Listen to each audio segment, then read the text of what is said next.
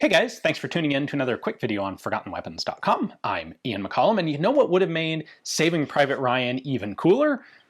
An FG-42, of course, or rather two FG-42s. And the scene in Saving Private Ryan with German Fallschirmjäger, paratroopers, with their FG-42s does exist somewhere, but it hit the cutting room floor before the movie got to theaters.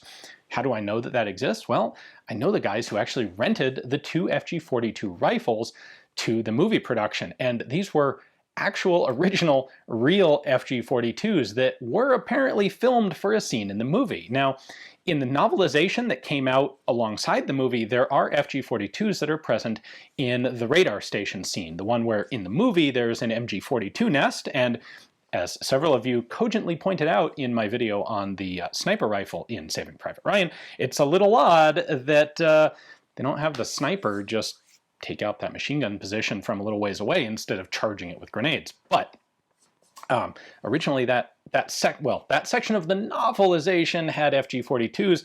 Apparently the place in the film where they were used was where they ended up actually using the Flak 38. So there's the one scene in the town in sort of the ultimate shootout at the end where there's a group of a German anti-aircraft team with a 20mm flak gun, and they at one point they wheel it around when some of the American troops are taking out a tank, or they wheel this thing around and just lay down a bunch of very close range 20mm fire on the tank and kill a whole bunch of American soldiers there.